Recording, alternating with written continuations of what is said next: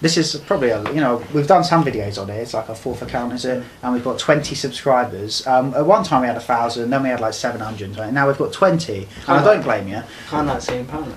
Yeah, well, I don't blame you. We're reviewing the Royal Rumble. What a measly little shit. What a little fucking... What a fucking... what an acid trip. By the way, if you want to hear... What a little prick. If you want to hear... Cunt. If you actually want to hear us, don't go on this channel, because this channel's inactive. Yeah. It's not possible. It's not being used. Go on DanteSavage reviews. This is the equivalent of a VHS. Because we do many film reviews on there, which also have the same kind of ranting, but I hate talking about wrestling, so... And there's also... As he says this, he's rocking like Misery. So there's DanteSavage reviews, and there's Mr. John Won Cage. Yeah. Both YouTube.com. And that's where you see most of us, because this would be very rare. The thing is, though, The Rock, bless him, he's come back, does all his best, and it's like... The Rock's going... Already. Yeah, but The Rock's going... You know what I expected? For class. He did. Punked in the class. Little selfish little rat. I'm going to get onto him later, that little prick, and all you fucking piss ass cunt fucking fanooks. You sit online like True Slayer with his fucking hair in a kitchen, going, "Oh no, fucking overrun me." Always thought the Rock oversold. Rock shit. Punk's the best. You tell me why Punk's the best when he is factually by data had the worst run in the history of champions. Worse than The Miz. True Slayer always said, I always thought the Rock oversold. And in a time, Diesel was shit because he had bad. Yeah, Diesel did have a bad run, but that was at a time when WWF wasn't the juggernaut it is today. Think about that. Punk has been the worst champion in history. Rate's never been lower. Bar rate's never been lower. House show's never worse. Money in the toilet. Fucking losing money. It's the first time I've ever experienced. And he held the belt for over a year, he was world champion. You will go, "Oh, he's so good, he's so good." Well, why are you ignoring all the failures? Every way you want to range his success or failure, he has been a complete fucking failure. So I don't care what fucking way you spin it. Wait. Punk is a failure. Wait. There ain't no getting him over. Wait. Punk was a WWE champion. This is a first for me. They phoned for fucking Rock.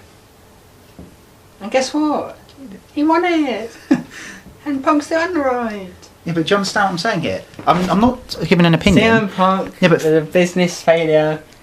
I don't care what fucking way you spin it. He is a fucking failure. There ain't no bringing him back. Yeah, but the point is, list one way in which CM Punk if you want to go, why haven't they done videos? Because I can't watch it. I can't watch a fucking parody. I can't watch a fucking parasite. And a dickhead getting himself over. A dickhead like going, "Oh, I hate anyone who's ever come before me, except for Shawn Michaels. He's the same sort of scumbag." So he would disrespect everyone who's come before him and go, "I'm the man. They don't book you as the main event. I'm the man. Oh yeah, I'm the man. Oh, you look at this Paul Heyman. I'm a Paul Heyman guy. I'm such a business. Oh my god, I'm a tycoon." And you fail at every business segment, then you fucking don't get booked as the main event, and then Rock comes back and wins the belt straight away. So I can't watch it. I can't watch it. And then I have comedy segments. Every segment's a comedy. No, I said it was going to be like this. Yes, but you're doing my head in. I've got 28 minutes more of this shit. I don't care. No, chill out. Tell me why you don't watch it. I don't watch it because I'd rather piss on myself. I'd rather sit in a corner drawing fucking impressionist art of hell than watching Raw because I'm getting more worth than at least I can imagine hell and use my own imagination for punishment than to watch it on screen like some kind of fucking Gumbar fucking cunt. Right. Why don't you watch it? Come on. No, I'm going to talk about that shithead who's from Trainspotting, fucking Uma McGregor looking motherfucker. Fucking Jesus fucking Christ. This fucking guy, he comes out here looking like some kind of skinhead with AIDS, like some kind of biker wannabe, some fucking loan shark from fucking New York back alley, looking like he just got his latest fix of smack and he's looking for his next $10 so he can go blow a guy to get another one. Oh, some straight kind edge. Of fucking little infected what was it you always little said? STD little shit. What? Oh, I'm straight edge. Well, yeah, I'm straight edge. Well, fucking take some drugs then. You look like you're fucking dying. Maybe you should take some drugs. Maybe you should take some drugs. Get some fucking vitamins, some fucking steroids. No, I'll say it honestly. We are watching it tonight, and I said it a few weeks back. I said, I think you. I'm talking to you. I think he's on drugs. No, I said I think you might be bigger than Punk. I think that And a few weeks I back, think you went, Andy no, Boy probably... Simmons might be big. I think Andy Boy Simmons might have him. You went after... because Andy Boy Simmons, he ain't doing that. You went a few weeks back, you went, alright, but after a few weeks of working out, I'll probably be bigger than them. But then tonight, I thought he could be Punk could is be your size. Punk's a normal guy. He looks so thin with his He's hoodie. a normal guy. He looks so thin. I think you're his. He I looks think you're like bigger. someone who would hang around the bus stop with a skateboard, but he doesn't actually ride the skateboard. He's bought it solely for the purpose to carry it because he likes the design at the bottom, and he wants to hang around with 14-year-olds at a bus station so he can talk about his latest comic book because he's got fuck all else to do because he lives in his fucking hoodie. Little prick. Something wrong with his fucking face as well. What an ugly motherfucker. And also skinhead. Oh, what have you done yet? It's Punch. Maybe you shouldn't cut your fucking hair so fucking bald because you look like a fucking freak. Now I'm ill. Can't even get over. You've given the belt for 18 months and you try and tell me that this guy's the best in the world. Let's rate it then, shall we? Ratings. Lowest ever. Buy rates. Toilet. Live attendance. Toilet. The only reason... the fact that The Rock has to come back to save them again. Like, if Rock wasn't coming back, just like last year's WrestleMania, if Rock wasn't coming back, it'd be... What would it be? What the fuck would it be? And also... Oh, what no, he is good. What in the name of God would it be? I can hear you now. It would be Punk Cena. In between sucking cock and watching Punk, they go, oh, the Summer of Punk. Oh, the Summer of Punk. The Summer of Punk. I'll tell you about the Summer of Punk. This prick does a bad cross-legged full fuckwit promo like some kind of fucking Arab. Sits on the I said Arab, not as in all Middle Eastern. No, Arab. He looked like an Arab. Arab people have a look, as an English person has a look, and he looked like an Arab. He sat on the ramp and he crossed his legs. Fucking his look, his delivery, cross-legged, full. That's what he did. And then you all went, oh my god, he's so. Oh my god, where is Punk? And you all did that like Nicolas Cage in a film. And then you went on YouTube like True Slayer at 41 and went, oh my god, it's so good. He's finally going to get his push. More rush. Even though, as I always return to, can I just cut you off for 1 second? As I always return to, Punk was already pushed. He was already a former champion. Yeah, beyond his limits. You were not satisfied, and nor was Punk. And that shows pure ignorance, arrogance, and malicious. Yeah. I mean, he'd already beaten The Undertaker. He'd already held the belt for fucking ages. And you weren't happy, and nor was Punk. Then that stupid promo, which isn't even a shoot. If you listen to the promo, it's not a shoot. He keeps in the storylines. So I don't get what fucking way you spin it. It wasn't a shoot. There ain't no bringing him back. Anyway, so he does this bad promo, and it was a bad You wanted me involved, and then I'm furious, and you don't understand it. You never understand how furious I am. And then, why do you want us back? And then he didn't. They don't. We got 20 subs. And then, yeah, but after this we're going to have more. No, yeah, no one's going to listen to this shit. Because it's your event. No, but how did we get the subscribers last time? Reviewing big events. Yeah. And we'll call this one WWE Royal Rumble. The fuck is that? And then we'll call WWE Rumble fucking hair train. You're talking shit. Can you actually explain what you're saying? You keep cutting me off like some kind of Lex Luger. Like you keep cutting me off like Monty Brown. Come on. Yeah, no, actually, you keep cutting me off like CM Punk on this night. Right. So anyway, so he does his bad promo like some kind of Star Trek episode, and then Money in the Bank does a disappointing number, and then this is the cruncher, the rematch, Punk Cena. The lowest buy rate for a SummerSlam in 14 years. The lowest... Listen to me. The Summer of Punk. Oh, shut that cock. The lowest... This is before Nash came. The lowest buy rate for a SummerSlam at any cost. To myself, person. I always mention that. Before Nash came, the lowest bought SummerSlam in 14 years. Yeah, it flow and it sounds a bit like it. Punk will try and draw at SummerSlam at any cost to this company or Vince. That's what happened. And he's tried to even the score with Rock ever since. We've got some fucking cunt put up him. What's wrong with this fucking Arab? What annoys What annoys me is that I've just given you, that fuck, information which you won't digest. The lowest bought, this is before Nash, the lowest, well, Nash ruined the summer of punk, the lowest bought SummerSlam Nash made it. in 14 years. Years, not days. 14 fucking years. I'm 23, so 14 fucking years. That's well over half my lifetime. Suck it. And also, he started having main events on Raw, which was the lowest rated out segments of the hour. Yeah, him, your mates, Daniel Bryan and Zack Ryder, the fucking Goomba freaks who you wanted to push to the main events, these fucking weird antichrist like sacrifices. Woo. You know it. And you will sit there and confused and go, oh babe, I love his YouTube videos. It's so funny. Dead. He can't even perform. He can't even talk. He's some sort of ginger. He looks like a freak sitting there with his headband. Woo, like Hardy's in '94. Woo. Like when Jeff Hardy looked like a fucking weird swim teacher. All right, Jeff. Yeah, bro. Look at that. Woo. You fucking div. And then you will go, he should be main event. And we sit here and go, are you off your fucking nut? And we say, no, he shouldn't. Meth, acid, and you only like him because he's going, oh, woo, I don't like WWE, they should use me, woo. And you don't like Triple H as a wrestler. So that's my point. You don't like Triple H as a wrestler, and you think Triple H shouldn't be on TV, yet Punk, a man who got the lowest bar rating 14 years after he's actually pushed, woo, who can't get over and never got over, and you think he was over. Santino Marella, I mean, there's another piece of shit. I mean, you go, no, he should be pushed. Why? Because he got cheered. Crash Holly got cheered. You shouldn't put him in the main event. There's a reason he's getting cheered. Don't you ever use your brain, yeah? Fuck. So, woo, boy. CM Punk, Daniel Bryan, all involved in a 6-man tag on Raw. It was one of the lowest rated segments in the Raw history. One of the lowest rated segments in the Raw history.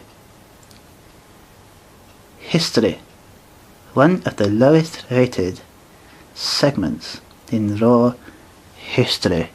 The history of this show, Raw.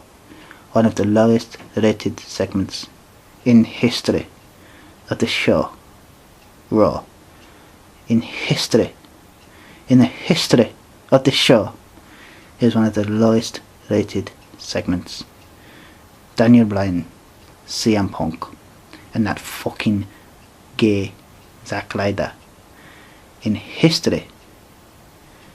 And you say that those 3 men should be fucking pushed. You don't have a fucking idea what the fuck should happen, because CM Punk has been the worst champion in the history of Monday Night. I couldn't hold it up. In the history of Monday Night. Can't even do it.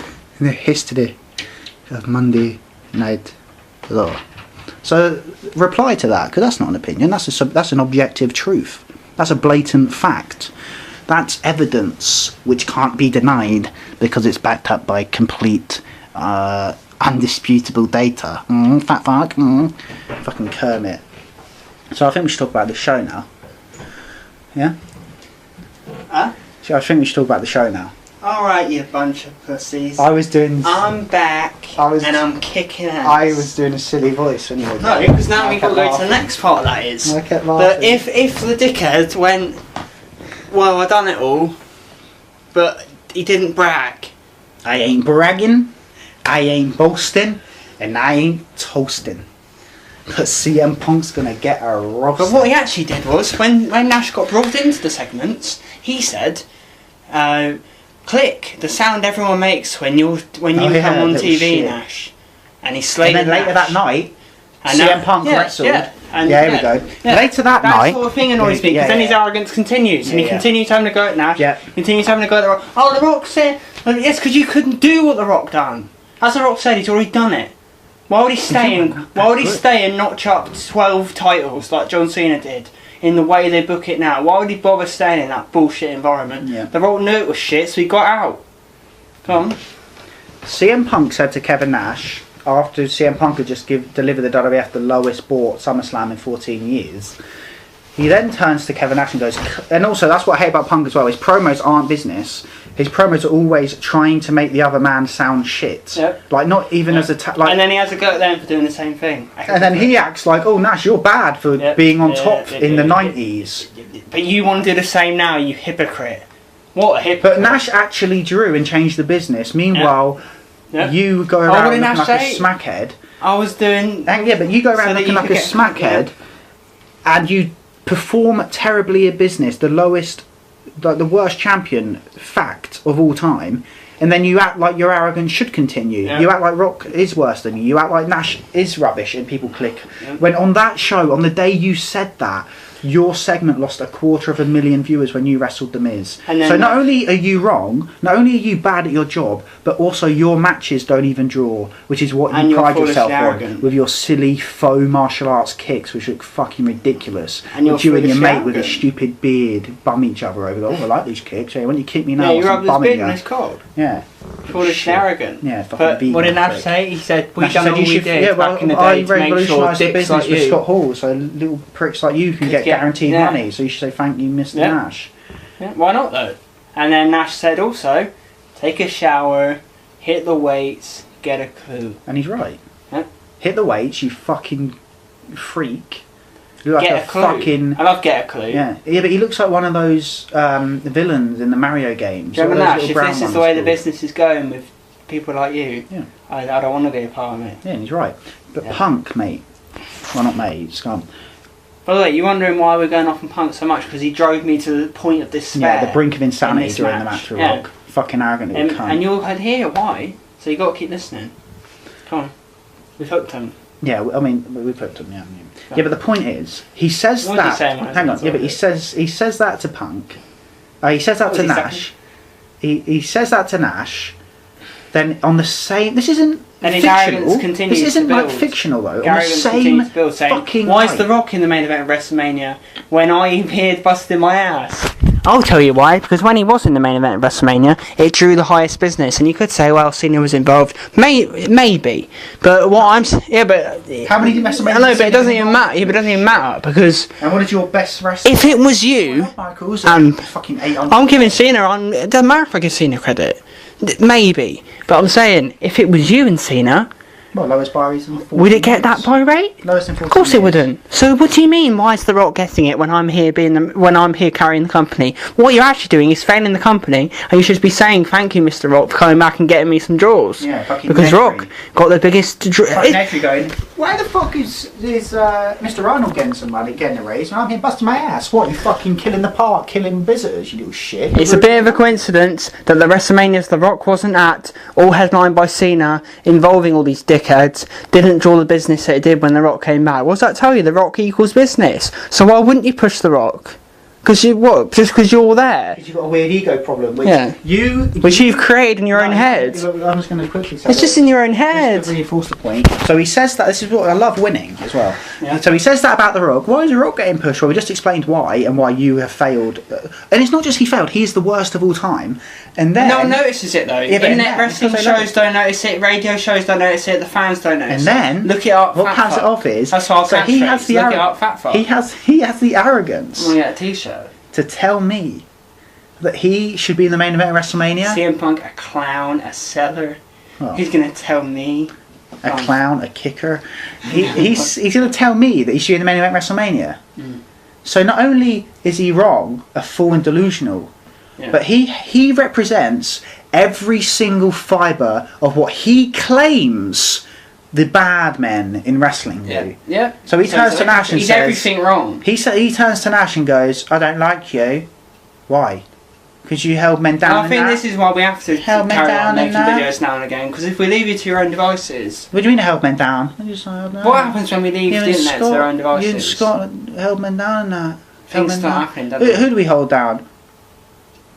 Buff? Yep. You don't even Buff, mates, passionate friends with Nash. Who else did I hold down, little fucking hair? In fact, when we look at the history, and if anyone actually wants to look at the history, they can do their research. Nash was the only one who fucking pushed Buff. Yep. When Nash had the book, Buff got a push. And when Vince Russo had the book, I'm going to shout it. Can I shout it, please? No, why not? Why not? It's worth it. Just say it. Just get closer to the mic. When Vince Russo, it makes me feel with rage as it carries on. When Vince Russo had the book, Buff wasn't pushed. It wasn't even on fucking TV. He was doing nonsense, positively Canyon.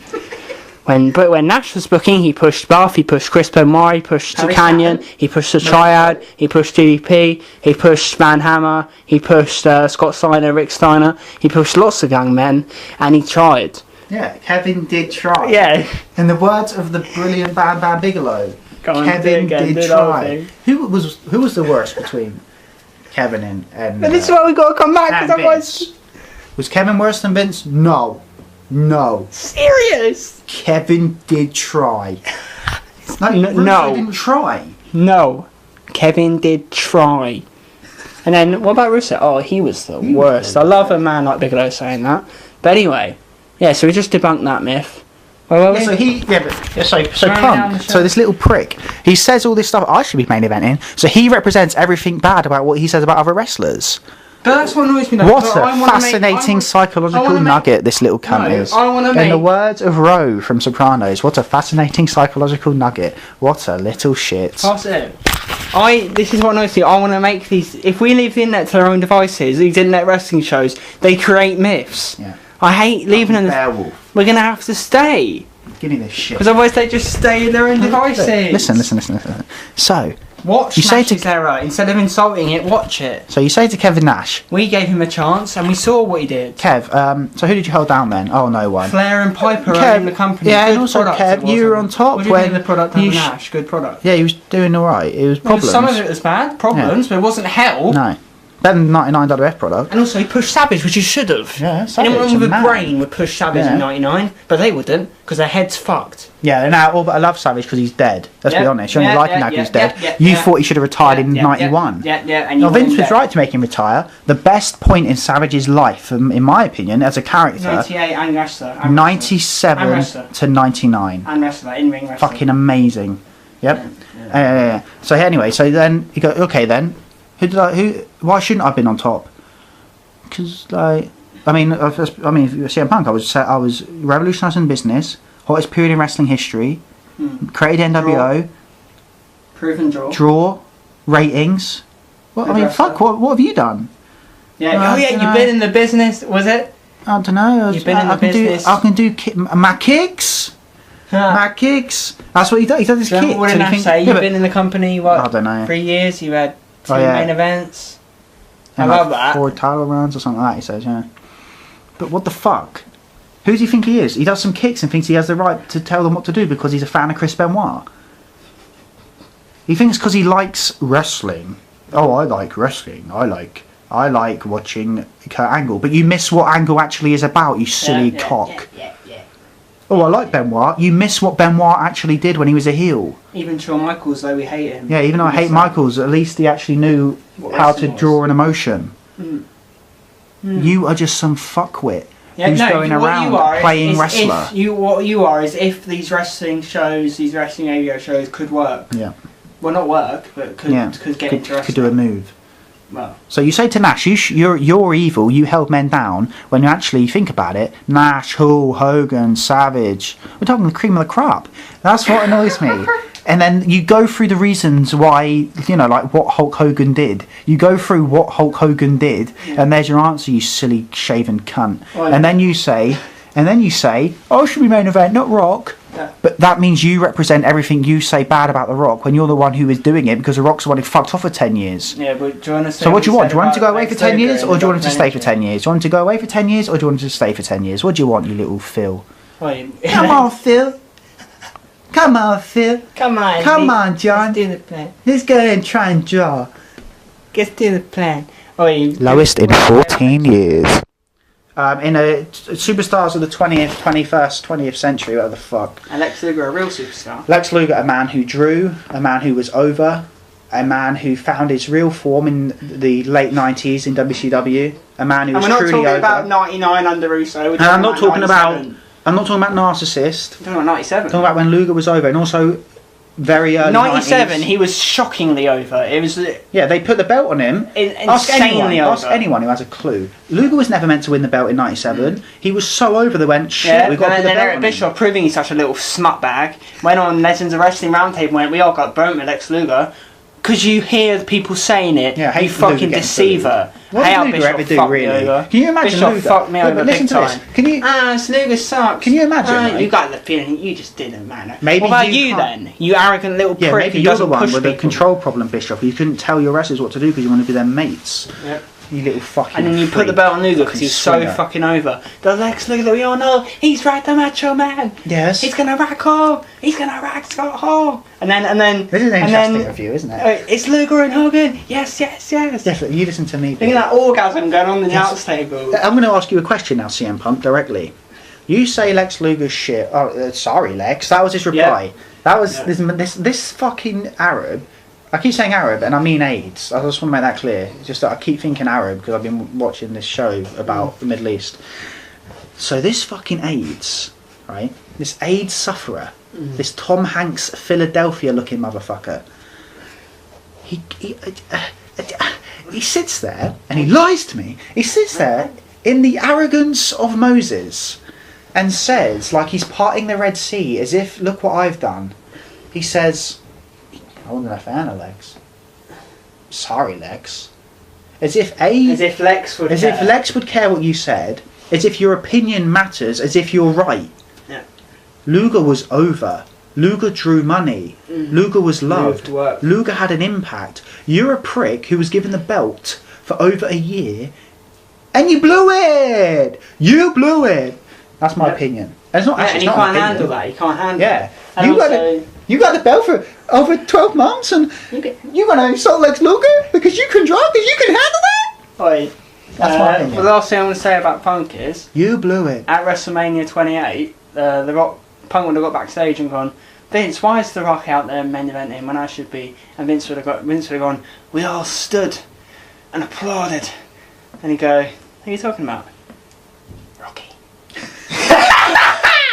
Yes. But I just want to reinforce it one last time. Me in the wrong, but, CM Punk represents everything he criticises other wrestlers for. Here's a man who has no thanks for Raven when Raven put him over 5 times clean in 05. And Raven's a bit puzzled. Raven's Like, why- insulted. Yeah, like Who Raven. does Punk think he is? Who the Because fuck? Raven's such a good person, he doesn't go, what is this dick, you don't like me. He's a bit puzzled as to why this kid wouldn't.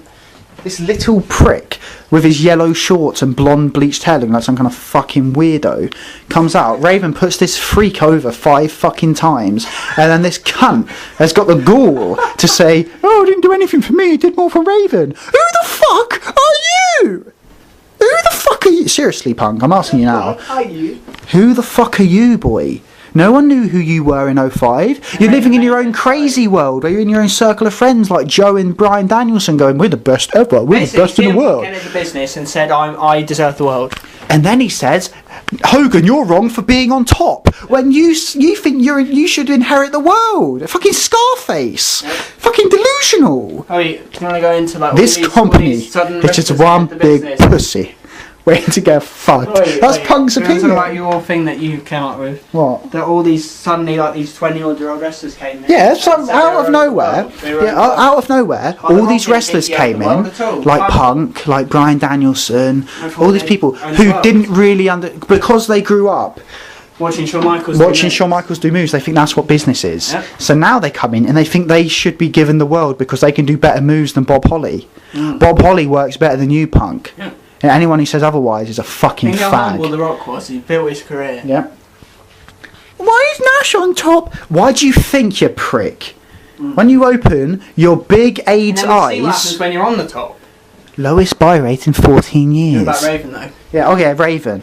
Who the fuck are you? Who the fuck? I mean, in the words of Big Pussy Balanka's sponsor, did you fuck me?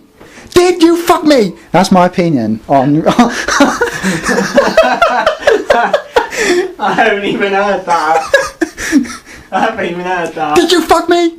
Did you fuck me? That's what he says, right? That's what I'd say. That's what I would say as Raven to Punk. Did you fuck me? Because you truly fucked me. What the fuck, man? I put you over 5 fucking times. Jesus fucking Christ, that's what annoys me though. What does Raven say? Well, Raven's surprised and hurt. You can see he's hurt inside. Raven, a man who's been in the business since fucking 88, lays down for you 5 fucking times. Let me tell you something. Let me fucking tell you something. I've been around since 1980 fucking 8. I'm not fucking CM Punk, you motherfuckers. So Punk, if I was in the business, it doesn't matter what kind of fucking fake kick I can do because I've been watching Kenta and nicking his moveset. No, not fake. Just real. Oh yeah, real. It's yours. I wouldn't care what I could do. I would fucking respect the guy who's laying down for me, and I wouldn't say it did more for him. Raven, Wait. You little shit. I want to be this guy. Yeah, in the words of Honky Tonk Man, I want to be. The eyebrow. I don't care what they say. I want to be this guy. He does the ear cup. I want to be this guy. Raises the eyebrow. I want to be hell yeah. These are the guys that made the most money in this business. They didn't climb to the top rope and do all the nonsense. Rock's so shit, is he? They were amazing. Yeah, no, the definition of work. Honky Tonk fucked up a bit. He didn't say they were amazing. They were fucking amazing. Hogan was fucking amazing. And by the way, my opinion of Raven, they were the best.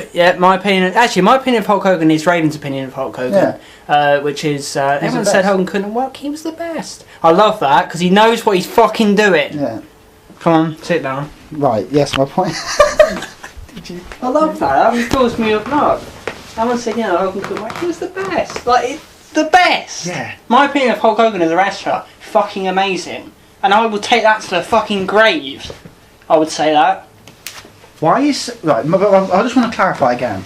Why? Do you want to explain what wrestling is? Because we worked out the last few days, didn't we? We worked out years ago. No, but we worked out again what wrestling is. We sort of said it really is what we said. It's really gone. No, listen. I just want to make this clear. Because you think they're starting from square one, aren't they? Yeah. That's what annoys me. You have to explain everything to them. Why does CM Punk and you listening think that CM Punk is fine 3 years in the business, whatever the fuck, to say to Raven, I helped you more than you helped me? And then you say Hogan's in the wrong for holding people down. Hogan has made the most money in this business as a talent for the business. And no one remembers. He's drew the most people. Everyone remembers the most matches. No one remembers your stupid little matches with Samoa Joe. The most no one gives ratings, a shit about them. The highest ratings, the most viewers, revolutionised the business in twice. Hulk Hogan revolutionised this fucking business twice. Yeah. And you could say, well, everyone would remember Punk's matches if he was in Hogan's spot. Then he is in Hogan's spot. What happens? No one remembers it, and it fails. Yes. I just love fucking them up. Don't believe everything you read. This is mad. That's actually it, actually, the Observer. Oh. Yes. Yeah. Yes. Don't believe everything you read. That's it. Yeah. So why is Punk in the right to insult Raven with disregard as if he's some kind of loser, and then to turn around and say, Hogan, you shouldn't be in the main event? Based on what? And then when you get there, you fuck everyone else like the That's Rock my question. in the same way as you That's my question. Hogan. Based on what? What is By this the way, based on? No, but I'm do you know them all now. those kids who Please. go, Buff was held down? Do you want to hear what Buff said about Hogan in his shoot interview? What was your opinion on Hogan? Did he, he held people down and stuff? No, he was so relaxed, so cool. I had no problems with Hogan. Think of that. He said, and then he said more about it. He said more positive about Hogan. So there's one thing debunked. Yeah, it's just like Well, not a myth. This is like the opposite to Danny Dyer's TV show. We're just debunking shit. Oh.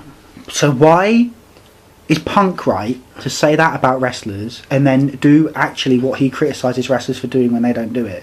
They are in a position because of their skill set. He's in a position, fails, and then still acts like he should be number one, ignoring his failures still with arrogance. That is unbearable for me. I want to knife his eye. I want to stab him in that fucking eye. Who does he think he is?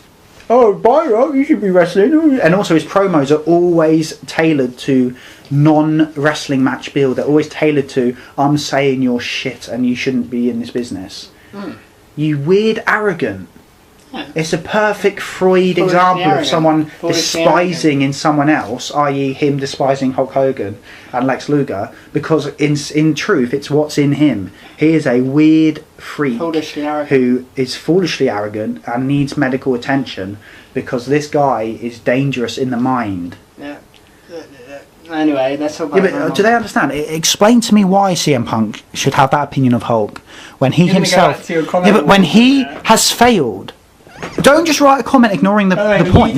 What do you do with your comments? You argue for a bit and then you block eventually. No, what will happen is if they keep ignoring the point, if I will keep writing it, answer, and they go, no, he's just the best. No, answer the question. If he's the best... Hey, if you just answer with T package, we're the best, we are the best. No, Hogan, everybody, they would love to brand you, man.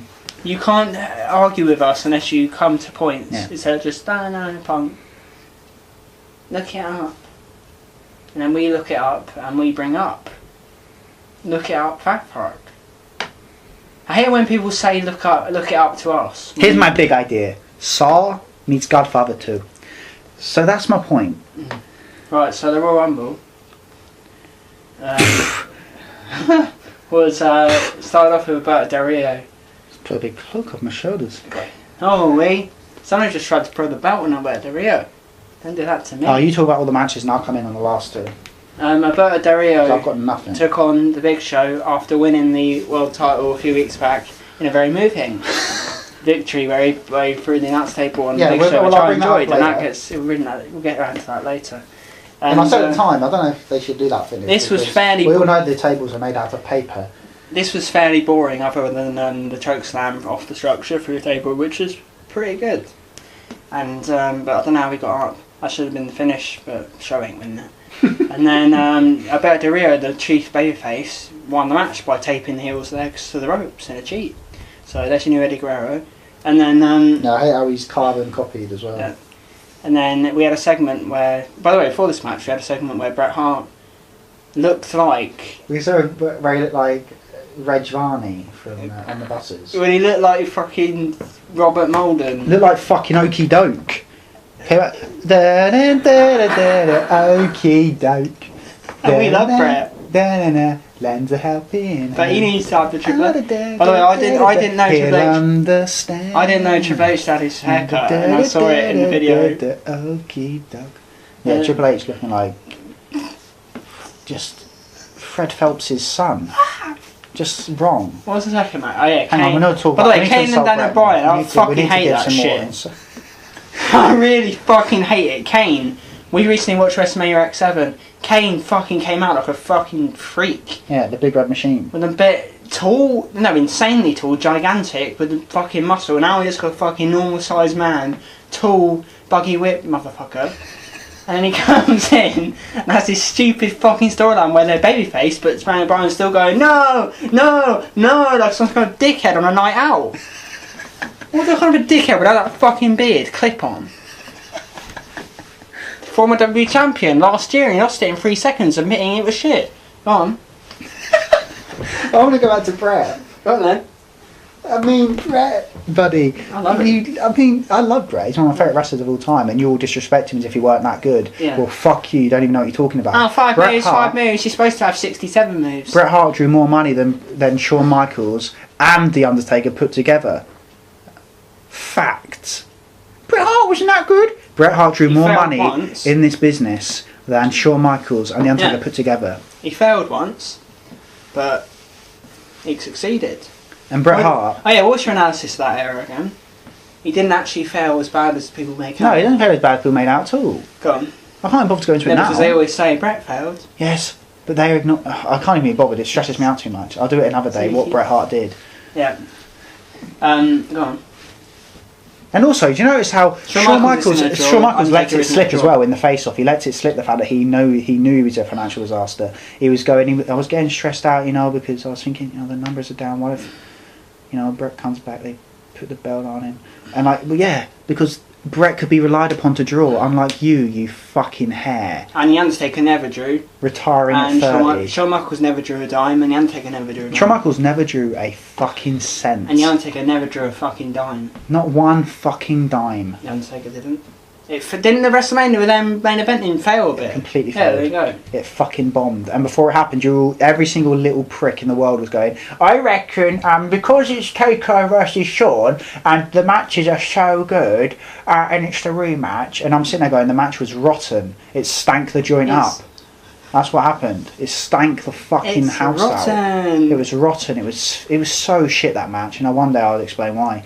But if you don't know why, you never will understand, because you obviously don't understand wrestling. Anyway, so the people who watched that show agreed with me, and only 800,000 people bought the next WrestleMania with their rematch. Fucking disaster. Fucking and we like Shawn. Disaster. I like them both, but fucking disaster. No, we don't. We like Shawn as a character in 2003. But don't fucking try and spin to me that this guy drew. And when we him hate and the him as a human Undertaker, being. shit. We hate him as a human being. Oh, we all do hate him as a gentleman because of what he did to Hulk Hogan. Disrespectful little shithead. And other stuff he did, where he could always wrestle. He went, I can't, I have my neck. And then he woke up and went, oh, like Lloyd. No, he woke up and went, oh. Yeah. And then he ripped out Vince's cock. But the thing, all he did was suck off Pat Patterson so he could keep his job. He was a little rat. Always had the summers off with fake injuries. Always lying about his injuries, like doing bad promos, and then saying heel shit to the his heel. wife. Yeah, terrible husband. And then he went, oh, I found God, so I could wrestle again. The bit you don't include in that is that before you returned, not only could you always wrestle, but you did 7 months of fucking YRG with Dallas, which you refused to tell anyone. Oh, it was a miracle work, was it? Yeah, that's why you went and got sorted, you little prick. Oh, it was God, was it? Oh, I'm so... God cured me. All right, how did you get out of your wheelchair? Oh, just 2 years of rehab. Oh, was it God then or not? No, just 2 years of rehab. Actually. Yeah. It's only God if you wake up cured, you little rat. You try and tell me that it was God so you can feel better about yourself lying to Vince and nicking his money, you little shit. Oh, Brett's a shithead. That's screwing because he's got a big contract coming from the fucker who 6 months later took a fake injury, sat at home for 4 years and didn't take a fucking pay cut when Vince said, Brett, Sean, I think I need you to take a pay cut, you fucking hair-losing cuck, because I'm losing all my fucking money because your fucking contract. And then you go, no, fuck you, Vince, even though I fucked Brett for the same fucking reason. Brett get that piece of shit out of my yeah, but sure. Yeah, he fucking come back to it. Yeah, and then after WrestleMania fucking 12, whatever it was, after the Iron Man, he went, oh, get that piece of shit out my ring. Get that piece of shit out my ring. And then he said, I would never return the favour to put you over. You fucking lizard. You the fucking... What kind of human? Repugnant. Absolutely repugnant. Do it. No. Do it. Now you got to explain why we don't like Undertaker that much. Because all you fucking twats go, I love the Undertaker, Sting shit though. Oh, you little prick. Sting, a man who's drawn money, a man who had an impact, a man who actually did shit in this business compared to a fucking Mong zombie who for the first 7 years of his career didn't have one fucking good match, set up like some kind of fucking exercise tape you see on that fucking QVC. Ooh, fucking loser. And then he went, oh, in 99 he went, I might have a couple of good matches. Terrible feuds, terrible segments, terrible storylines, terrible matches. Only started having good matches in 01. 02 he had a terrible year. 03 he had some good matches. Then he had semi-retirement for the last 5. He's never drawn. Yeah, and Kane's still wrestling full time, age 45, on the house shows and TV shows. But the Undertaker says I can't be bothered. He's never drawn a fucking dime. Shoulder, but what annoys me is, I'd forgive him, but it's you guys who act like he is the big mecca. Yeah, but they act like he's the mecca. I don't forgive him. And that's not taking into account the bullying that Taker did to DDP and Canyon and Mike Awesome. 2 of which are now dead. 2 of which are now dead. One of them died of depression. DDP, a man who went, you know what, Vince? I'll take my buyout. I will take a fraction of the salary I could get for sitting at home. I will take your fucking money and I will come and I will try. And what did you do to repay him? You pissed on him. A big fat fucking zero, a big fucking jerk off. That's what happened. Pissed me right off. You bullied him into submission. I know. And then you gave him the... Yeah, and then he got his neck injured by Bob Ollie on a bad suplex. Yeah. And I like Bob, but come on, Bob. That was probably deliberate. Why? Because he's a nasty bastard. Anyway, then what was it? It was... What do you think, Big Show doing?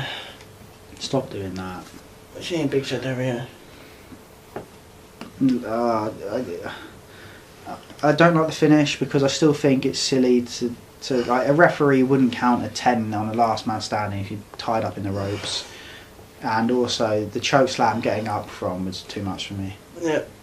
Because the choke slam itself, but also the Big Show and also from a stage area through a table. Yeah, on concrete. Yeah. And then it was like, oh yeah. And the last man standing match on the SmackDown looked better. Kane, Daniel Bryan, which I despise. Which is a frequent thing, you know. Kane and I'll Daniel give him Bryan. another shout at Spring Stampede. Kane and Daniel Their Bryan. matches look better, didn't they? Kane and Daniel Bryan. Yeah. In tag team single wrestlers. Yeah. Tag team in a turmoil match. Prime time players. I know Sandow and Freddie Rhodes versus Beard, Tom Hanks, Wilson, but smaller, and Sting impersonating Kane. Yeah. So what the fuck? No one's right in this. Right. There is only wrongs to be had. It's embarrassing. And two wrongs definitely don't make a right, because Kane is wrong, Daniel Bryan is wrong, and together they are wrong. You've ruined Kane now. You've ruined it now, Lewis. And why is everyone called Team Blank? Yeah. There's no tag teams. Wrong. The only tag teams are primetime players and they stink. Yeah, they stink. You got one of them looks like John Cena. some kind of prick extra from White Men Can't Jump. And you got the other one who's like John Cena's brother, and I do mean brother. Yeah. From a black. His black brother from another black mother. From a black mama. And that's why Cena got his rap influence, because his black brother. Yeah. But what is this A Kane slam. news? People on it. What's this Kane news? I don't know if it's Kane. What if he turns up to the show with his mask already on? They go, "Hey, Glenn," hey. And he just It might not be it Kane. might not be Kane. It might be. It could not be Kane. I mean, Kane. He could be in a mental home. Yeah, he might. Anyway, what happened next? I have no interest in those tag matches. Then it was the Royal Rumble. I can't even tell you who won. Who won? Kane and Bryan. Did they? Yeah. They did? No. Yeah. Let's go through this quick. Yeah. This is getting tedious now. Royal Rumble was just Bad. No entrance. You were annoyed because you were expecting Yeah, some. and here's why. Honestly, yeah. because it played a video of the Royal Rumble Fan Fest the night before. Triple H looking like Damien Sandow with his hair. He was there. Shawn Michaels was there. But Triple H obviously- looked like a villain in the Bond game, GoldenEye. Mm. Like one of those generic villains, especially on like the surface level. But also Shawn Michaels, he was there, but I didn't expect him to come in. Can I just say that He's such a fucker. he came up with one of the greatest comparisons of all time once. The generic main villain in GoldenEye the video game, and he referred to him as Kevin Bacon, Yeah. and it's fucking true. Mm. But listen, Shawn Michaels was there, but he don't have to be in it. These were the surprises. Chris Jericho, Goldust. Those are the surprises. And Godfather, who got in the ring and pissed on. Got in the ring and got pissed on and fucking fell out, and it was actually Coach. I think it was actually Coach, who grew a beard for it. Do you want to get Coach in the Rumble? No, I don't want to talk to Coach. Okay. You can tell him you can be a Godfather. The star is some. You can tell him you're going to be the Godfather. You can be the pimp. Out of here. Godfather got eliminated straight away. Road Dogg was at the Fan Fest. Mr. Ash was at the Fan Billy Gunn, Fest. X-Pac, X-Pac was at the Kev. Fan Fest. Kevin Nash was at the Fan Fest. Trips. Triple H was at the Fan Fest. DDP's employed. Ric Flair's employed because he was on Raw a few weeks ago. I at least expected Flair, but all we got was Chris Jericho pissing about. Yeah, looking at some kind of hair attack. Yeah. You know, some kind of fucking idiot. Yeah. With his silly jacket. How dare you not have anyone in it? Yeah. Considering You're your so whole arrogant roster about is your wrong. roster. Your whole roster is like prime time players. This is what I was expecting. This is who I was expecting. Comedy. Brock Lesnar. Got a cast of cheers going on. This is what I was expecting. The Rumble. Brock Lesnar, The Undertaker, Ric Flair. Is that too much to ask? I'll leave Triple H out, but Triple H should have been there. So And Waltman. yeah, Waltman definite. yeah, because No reason not to. Lesnar should have won the Rumble as well. What the fuck are they thinking? if you'd have asked Flair, he would have done it. And why you're probably sitting there going, why do they want this? Because I grew up with the Royal Rumble being surprises. Because we want it to Well, actually build to something, you silly cock. No, Royal Rumble 2001. Lots of surprises. Lots of drama.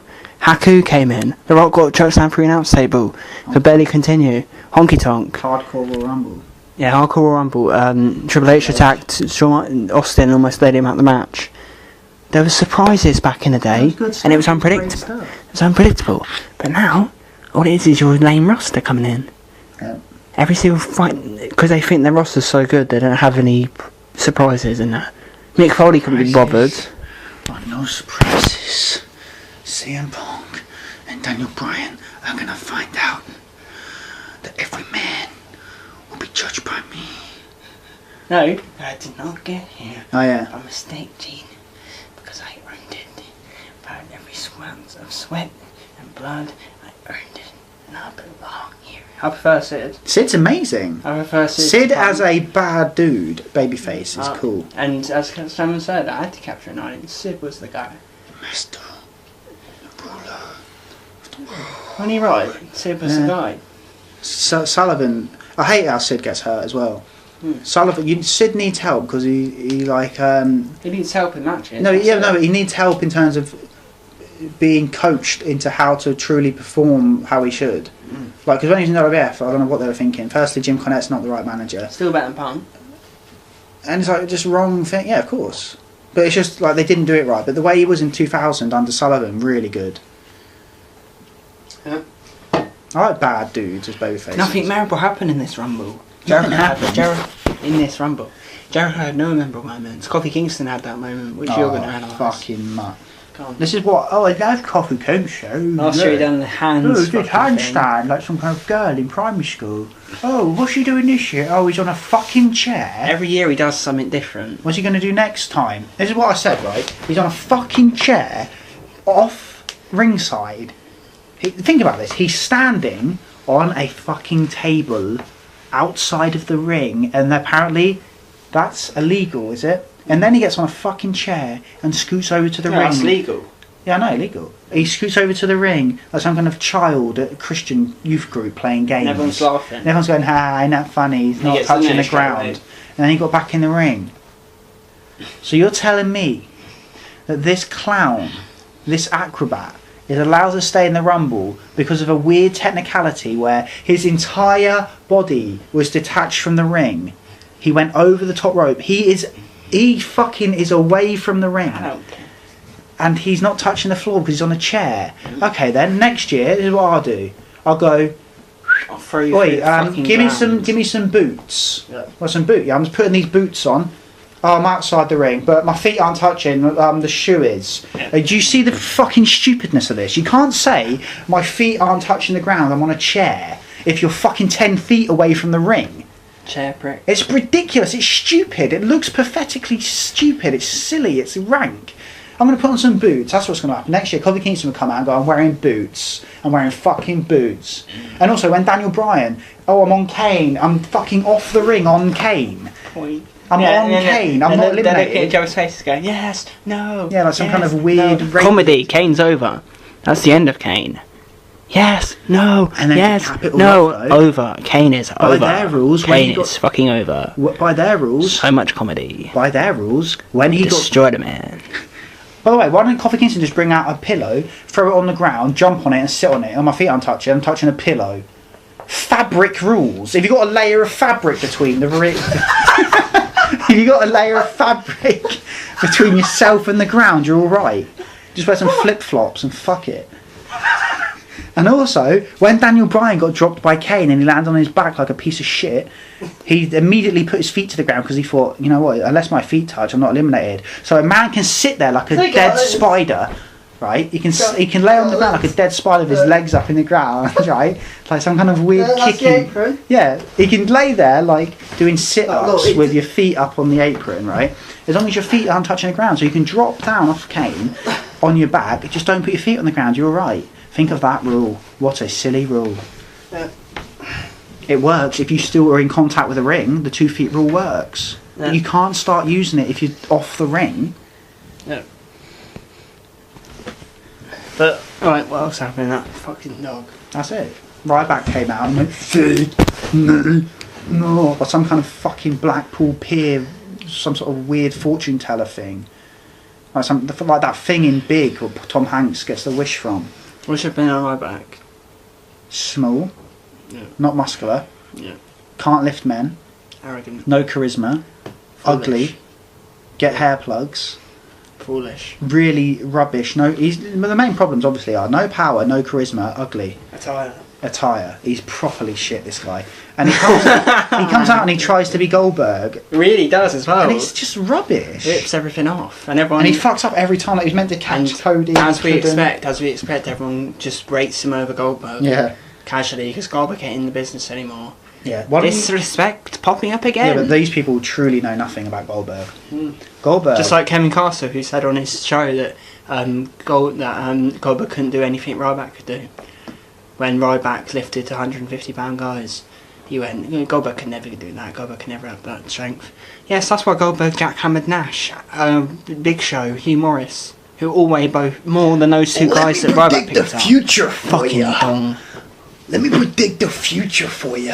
Let me tell you something about Goldberg, and this is fact. Do you honestly think Goldberg weren't all that?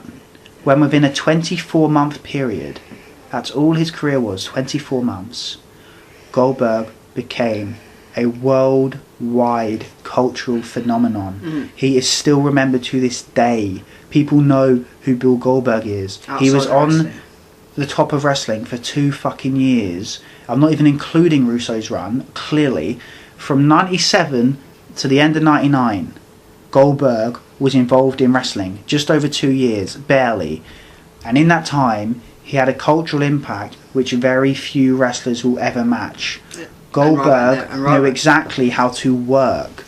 Goldberg was a fucking worker. He knew exactly what to do, how to do it. His persona, he had charisma. He was explosive. He could do good matches. He was up and down, and he was exciting. And that's why he had the drama. If you watch a Goldberg match, every single thing he does, every little mannerism, every little idiosyncrasy, everything is tailored towards making you give a shit. And you watch a Goldberg match, for example, type in Goldberg versus the Giant, WCW Nitro. It'll be 4 minutes. It's fucking amazing. He hoists him up in the jackhammer, and it's fucking bad fucking ass. And you think this man is a fucking killer. And you know what? He's fucking cool. And then you watch a Ryback match, and you go, I don't give a fuck. Understand? It's the way he works it though. The way he works the crowd. The way he works the camera. He knows exactly what to do and how to do it. He was a true charismatic phenomenon. And if you all judge on moves, which you do, Goldberg still goes over because he had more moves than Ryback.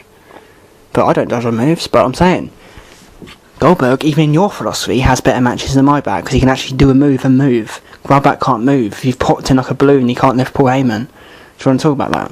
By the way, Ryback can't lift Paul Heyman. He tried to lift Paul Heyman in his rubbish finisher where he stomps around the ring looking like some sort of nutcracker.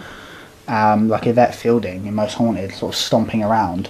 Fucking loudmouth little bitch. And he couldn't lift him. Silly old cock. Yeah. And how old is he as well? 50? He's got to be old. I think he's like 90. Anyway, right. There's just nothing good about this Rumble. Yeah, but the thing is, Goldberg, he started and ended in 2 years. Everyone who says, oh yeah, Goldberg was shit, I hate that. He knew exactly what it meant to be a wrestler. E.g. Crimson, who's now released and in the gutter. And I hope you're happy in the gutter, because we warned you. No, honestly, I hope he dies. We warned you. You went on Twitter with your tirades, Crimson, saying I'm better than Goldberg. Saying who knows Goldberg, blah, yeah. blah, blah. Who, and you ginger thin freak. But then we replied to you saying, yeah, a lot hurt. Don't get arrogant. No, but we were being a bit nice. We went, don't get arrogant because you're getting released soon. Yeah, and you have no idea what Goldberg did. And we basically listed and it was what like Goldberg did. I think what it was I put, you're in TNA. I put like Goldberg, cultural phenomenon, you know, all these sort of things he did. Then I put Crimson. You're in TNA. Yeah. And then, so he carried on being arrogant, but we said get ready to be released. You know, we will be proven right no matter what you say. And he went, no, you're a hag. And then he blocked us, and then he got released. Do you hear me? I like Goldberg. Same with Gunner. Gunner's on fucking thin ice. We warned him. We said, you're getting fucking released, big boy, yeah? And he went, you're a fucking hag. And he blocked us. Now you're fucking tag teaming with Kid Cash getting no push. Is he going? Is he gone? I don't know if Gunner is at Cash. Gunner's probably gone. But he was being so arrogant, talking about the ratings, talking about his push, and I said, no, you're not going to be pushed in a few weeks, so you're going to be doing shit. Yeah, and then it happened. So why didn't you write me an apology, though? Why not? I know. After Russo booked him to beat every champion in TNA within a 2 week period, and all the people online were going, oh, Gunner's the next Austin. We casually wrote to Gunner, don't get a big head, big boy, because you'll be released soon. Nice. Because let's look at history. This is what happens. And then Gunner wrote the ratings are good, and I wrote back, what are you talking about? He insulted the ratings, and then he said. Then he insulted me somehow. I don't know. But calling you a hag. Yeah. Oh yeah. And then I insulted him back, hurt his feelings, and because I was just using facts. So prominence. I was just using facts. Yeah, we guaranteed to. And then we guaranteed him that we said you were foolishly arrogant. You wait and see. Yeah. And then he got released. Yeah. Well, he did. Yeah, I don't know if he has, but we saw what happened. Same with Crimson. So we are always right.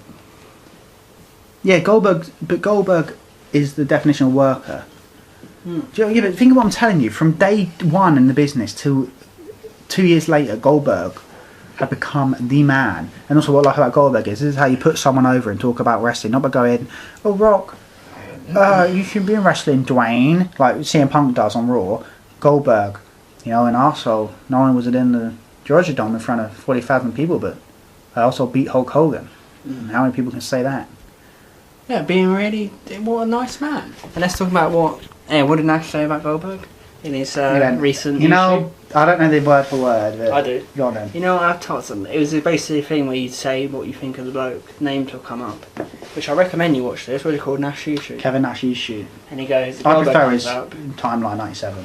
Goldberg comes up and he goes... I've talked a lot of shit about Bill over the years. Goldberg is one of the nicest human beings. Warmest human beings. He loves animals. Goldberg is a fucking prince. What do you have to say about you, Punk? Goldberg couldn't believe he beat Hulk Hogan. Goldberg wasn't a wrestling fan. So to all you people who say Goldberg wasn't a wrestling fan, he had no respect for the business, he hated the business, including Eric Bischoff, who goes along with the flow. Yeah, he's a proper worm, Eric. Think of Goldberg. He didn't fucking care about wrestling. And I beat Hulk Hogan. I mean, who can say that? He cared. He beat Hogan. He wasn't even a fucking fan. Good. I'm glad. Hogan shouldn't be in the top. I should be, and then he would hate Hogan for. Goldberg isn't even a fucking fan, and he can't. Goldberg isn't even a fucking. Goldberg isn't even a fucking fan of wrestling, and he cared about beating Hogan. CM Punk loves wrestling, apparently. He's reviewed. But do you know what I mean there? I know, and I fucking know. By the way, this is pent up pissed annoyance for fucking 8 years, man. And then Goldberg. Goldberg. And then Goldberg gets called a lovely person. He most exposed an arsehole person. Like JR says, he came here, he thought he was going to be cast as John Wayne, he's cast as Nathan Lane. Yeah, why was he then, you little-eyed? He was cast as Nathan Lane. That's probably why he was a bit annoyed. That's why on day one you put I wonder why he was annoyed. Fucking eye-drooping cunt. I wonder why he was annoyed. Goldberg's an arsehole. He weren't satisfied. Came in and got booked like a dick. Got booked to have a fucking one-sided beatdown at the hands of The Rock. Got booked to put on a fucking gold dust wig. Got booked to lose to Chris Jericho. He's gonna. I think this guy's gonna be a. Chris Jericho, your ass is on. Chris Jericho ain't nothing but an ass. So and he got embarrassed in the lead up. So I think he'd be a bit annoyed, don't you, JR? And then Eric Bischoff said that he's always been an arsehole. And then Triple H fucked him over for an entire build-up, then fucked him over in the Elimination Chamber. So clearly he's going to be a bit annoyed, isn't he? Yeah, when he goes, you fucked me. You royally fucked me. Yeah, but then you hear from Nash what he's really like. You hear from Nash what he's really like. A fucking prince. Do you know what, right? Hooven's one of my favourite wrestlers of all time. Complete fucking lunatic. Goes like this in an interview. They go, do you think that Kevin Nash held you back? That's why you didn't get pushed? Kevin Nash, he fucked me. Kevin Nash, he always fucked me. He thought that Kevin Nash, Hoovy, got it into his head that Kevin Nash was holding him back because he was afraid Hoovy would take his spot. And I'm a fan of Hoovy, but Hoovy, I don't care what fucking way you spin it, you are cruiserweight level. There ain't no being main event. The thing is, though, you are all. Which one? Yeah. Oh, it's not my fault, right? That you as fans. Actually, it's a vicious cycle. With failure. Yeah, you're to blame. Actually, I've come to a revelation. You're to blame. Oh, you're the arsehole. You're the faggot. You're the plague. That's what annoys me. Yeah, I'm not the knob boy. Yeah, that's what annoys me. It's not Billy Kidman's fault. He's not going to look like the knob. You will. You will. That's what annoys me. It's not Billy Kidman who's going to look like the knob. You will. You will. That's what annoys me, right? Because let me tell you something right now. Let's set the record fucking straight. Yeah, I mean, that's what I'm going to say to you. You sit there and go, oh, why is Billy Kidman only cruiserweight champ? Let's fucking have an argument. You want to sit there, dear moral virus? Oh, Daniel Bryan shouldn't be cruiserweight champ. Let's fucking have an argument. Because I'm not going to let that not boy. You will. That's my opinion. You create the cycle. You go, cruiserweight champion, shit. And then you don't care about the belt. So then WWE goes, well, the cruiserweight title, shit. And then Billy Kidman, Hoovy, Ray, Jamie Noble, men who in their weight class, that's their world title. Of course it's not as important as a world championship. Of course they shouldn't be world champions. But within the context of the show, which you're trying to present as real whilst it's on, that's their world title. So for Jamie Noble to be the world champion, to be the Cruiserweight World's Champion. However, whenever that happens, you go, meh. So you're the arseholes, and it's your fault. You're to blame for there being no successful Cruiserweight wrestlers in North America today. Fuck you. Because the wrestlers are now not satisfied. Yeah. The wrestlers get it in their head. There was a reason why in 97 Dean Malenko was satisfied being the world's cruiserweight champion. There's a reason why in 2000 he wasn't. Because you'd created this facade. Yeah. Where you went, oh, Jericho can't be cruiserweight champion in 98, he needs to be world. When even Jericho today says, I fucking looked like a lemon, I was a prick, I didn't know what the fuck I was doing, I was 20. Yeah, and I only knew what I was doing in 04. Yeah. That's what he said. Conveniently the time when we loved him. He says he weren't even ready when he got the Undisputed. Yeah. And it's like, and that's what I think with Jericho, you know, just when I think that he couldn't get any dumber, and he goes and says something like that, and totally redeems himself. That's how I feel. He really pulled one out the bag there. He did alright in the Rumble, I'm not going to go in. He pulled himself back from the abyss, didn't he? What did he do in the Rumble? He done alright. He tried his best, bless him. Yeah. Tried his best. Done what he could. Done what he could. But listen, I remember the Rumble, memorable. Yes, he did. Yes, he does. All they do with the Rumble now is they just throw a load of shit out there. He doesn't want to cheer you, John. Yes, he does. Who came in then? Randy Orton came in. It's a fucking waste of space. Randy Orton came in. Do it as John Cena. They don't want to cheer you, John. Yes, they do. Because I've got legendary DVDs. You know, everyone loves these. Got the best of John Cena. Everyone loves these fucking comics. Oh, fuck off. Cena's a waste of space. Cena came in and done his stupid little bum. Like Sherry Blair. He just like, it's just the same shit every year. Yeah, same shit every year. Learn how to punch, you fucking dyke. Same dickheads coming in doing RKOs. Do you want to talk about Randy Orton or not? Oh, forget him. He's given up. I'm giving up. At least he's given up. You have a word with him, yeah? He's given up. That's my opinion of Orton. You all, do you know what? In 84, trying to be exposed again. He's like Debbie Harry in 84 when she tried to bang because of the drugs. Because we've spent an hour exposing you. Do you want to be exposed again? That's what. Listen, you boys, you love Randy Orton. Oh, the Viper, so much better than his old gimmick. And what the Viper is show no emotion, nothing, and do fuck all. That's what the Viper does. Shit promos, no emotion, win 500 belts. Back in the day, when Randy Orton was the arrogant pretty boy, which is what he is in real life, it really worked because he showed loads of charisma, loads of attitude, loads of great look. Because he's changed his look now. He's bold. He has black plain tights. Everything about him is plain and boring. Come on, buddy. In 03 and that, he had a distinctive look. And he had some good attire, and he done more moves. He done great moves. And then he dumbed it down because he got fucking lazy after he won 12 belts. Yep. And then you all went, oh, the Viper's great. What, no emotion? Oh, with the Vipers. Fucking Grizzly Adams, motherfucker. What, Randy Orton? Oh, no, we're with the Vipers. Oh, fucking Grizzly Adams looking motherfucker. That's my opinion. That's my opinion. I've got your moves, Rand. I've got your moves. And Randy would nod. Because he would know that I had his moves. And Michael hit him. I mean, come on, buddy. Come on, Randy. I mean, shit. It's not even wrestling now. I mean, I just can't get out. What's some of the other stuff we say? What's some of the other? What's the other one we say all the time? No, come here. No, what's the other one we say? No, what is the other one we say? I don't know. You know, we got. Oh, it's that main one. Then Sheamus came in. It's just the same shit. Sheamus came in. One taunt. That's my problem with Orton. One taunt. One move. Sheamus came in and thought he was something. You know, just I don't think he did though. He came out smiling like Nasher. That's what he looks like in Nasher. What's your opinion on Sheamus? Nasher.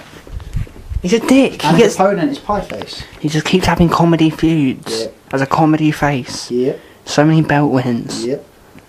I'm sick of people winning belts. Yeah, same too. I'm sick of people winning belts. Go on about Dusty Rhodes. Dusty Rhodes, the only man. The pin. Harley Race. The 2 times NWA World Heavyweight Champion. Dusty Rhodes, you make a dream. That's my opinion of Dusty Rhodes. Dusty Rhodes won the NWA's World's Championship belt on 2 occasions. Count those times. How amazing does that sound? Not 15, not 21. I'm not the IC champ 14 times. I'm the NWA Heavyweight Champion 2 times. What a great number. Anything between 1 and 7 I'll give you. But 7 is the fucking end game. The end of your life is 7. Yeah. 4 when you're just past your prime. But they can't tell any fucking stories. No. Randy Orton has won the belt 11 times at least. Yeah.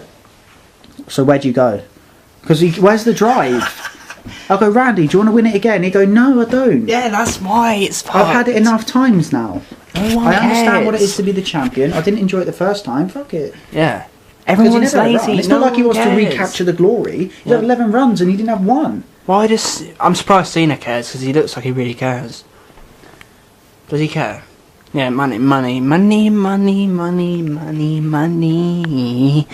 Dollar. Anyway, alright, let's forget the Rumble then. It was just... there was nothing unpredictable about it. Drop the Rumble. Right, then it was the main event. And also, what the fuck are you doing putting the Rumble on before the main event? Oh, buy the Rumble. What, when you don't even put the Rumble winner on last at Mania, and now you're telling me that you're going to put the Rumble on before the main event Rumble pay-per-view? What kind of fucking repugnant shit is that? Right, so now it's the Rock and Punk. Yeah. Yeah. You little alien. You fucking face hugger.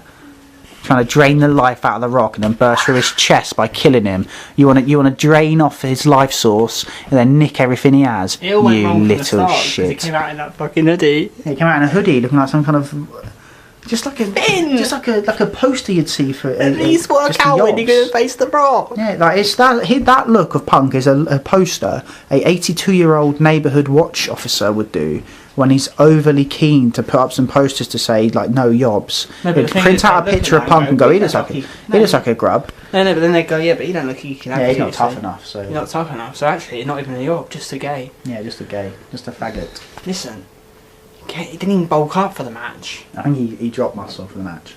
Arrogant. I think he deliberately lost muscle. He might have even contracted AIDS deliberately just to look smaller. What, from Paul? Oh yeah, talk about Paul. Looking like talk about Paul, obviously. No, but Punk looks like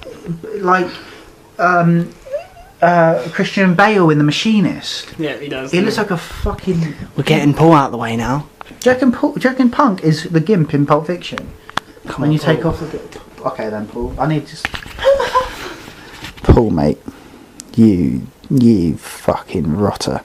You soul destroying fucking Saddam Hussein, like, just what? Yeah, he's like, when I see him, it's like, you dirty army, you dirty army. And what annoys me is Paul. I take everyone's head. Talking like Stephen Hawking. I would chop off everyone's head over 40. You stupid disabled cunt. I'll say all that, but you talk about ACW. basically, months back when you were all pondering why TNA sucked because you never listened. Because you never listened to us, you were wondering why TNA sucked. You were sitting there going, what is it about it that makes TNA suck? Yeah, it can't be the writing team. But what it is it's that everyone isn't 20. It's that everyone. Yeah, you've got it there, John. Yeah, I think I've got it. And two 17-year-olds sitting there watching Impact. Do you realise the fact that everyone ain't 20? I think it might be. It might be that they ain't 20. And then they phoned looking for the fix. And then some dickhead put it on Twitter or something, and then more of us picked up on it, and then Trusso picked up on it, and then you people came up with this fact that you have to be young in wrestling to be good. You came up with that, and you pushed it to the moon. Then Paul Heyman, who is irrelevant, decided, how can I get fucking relevant again? Because I've been kicked out of my arse after I wrote a fucking bullshit ECW product, which I wrote, and I got released for writing, and then Dusty Rhodes wrote a better product, and that was meth. But you wrote it, Paul. Ask anyone involved in ECW 2005, wasn't it? 2005? 2006? One of them years. He wrote it. He wrote it. He was responsible for the dross that appeared on screen, with him being booked once again as a weird key figure in a weird sort of heel faction. Yeah, who did you hear this from again? Back from wrestlers who were working there. The ECW guys who he screwed over, who he literally raped. But listen... And then it became the consensus, you have to be 20 to be good in wrestling. Yeah. So he went on a fucking MMA radio show and sucked up. He went, I'm going to pretend I've got the idea of turning over TNA. And then he went, what would you do? And he went, if I was a legend in TNA, I wouldn't want Paul Heyman to walk in the door. Yeah, 'cause you're a moron. And he goes, why? And he goes, well, already trying to sound intellectual. If you're over 40, I'll cut your fucking head off. I don't want a bunch of guys in their 30s and 40s. I want that kid out of college. Give me that kid out of college.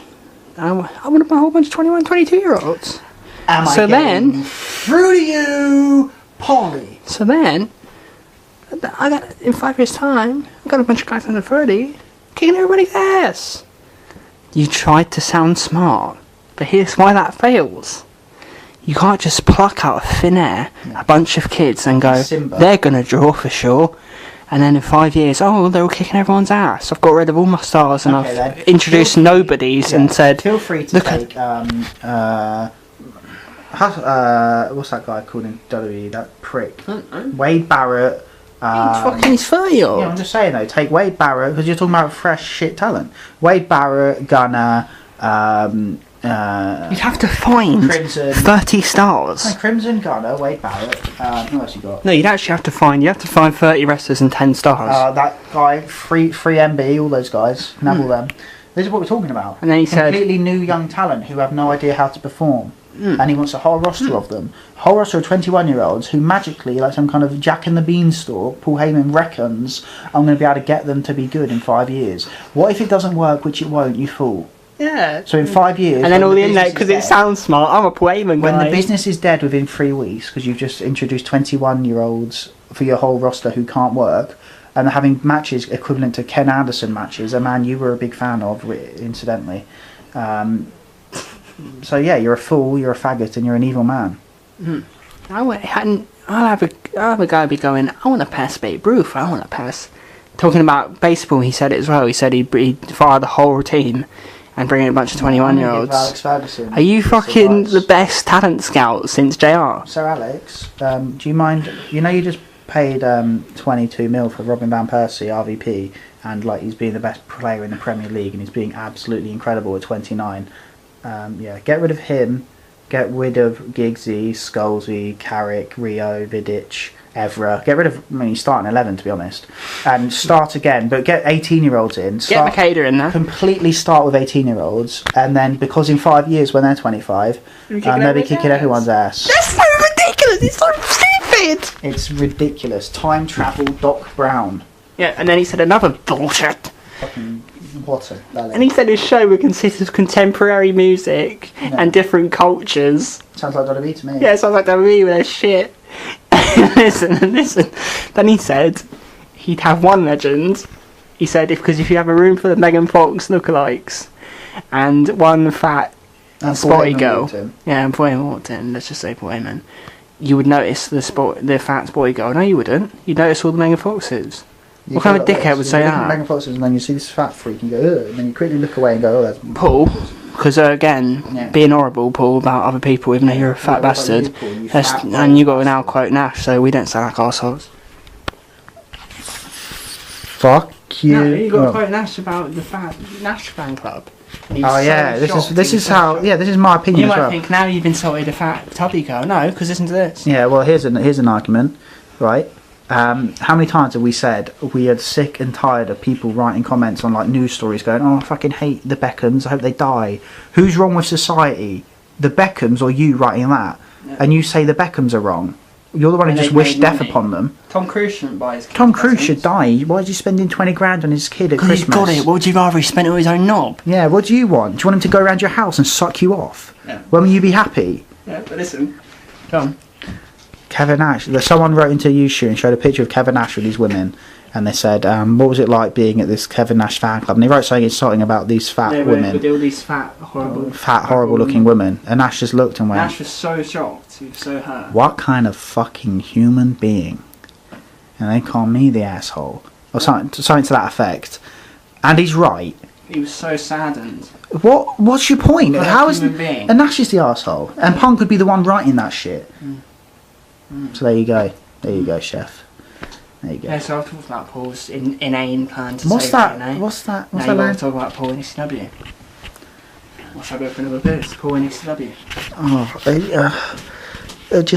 It's like, you know the moment when you wake up and it's freezing cold and it's early and you've had no sleep, you've had about 2 hours, you feel absolutely knackered and you think, I would pay lots of money to stay in bed and not get up, not have to just get in the cold, get ready, get dressed, just stay in bed, have a nice little sleep, have a nice little kip, and then this big lying sack of shit walks in and says, hey guys, we're going to take over the wrestling business, so kill yourselves, I will not pay you, I will owe each and every single one of you, ranging from tens of thousands to hundreds of thousands.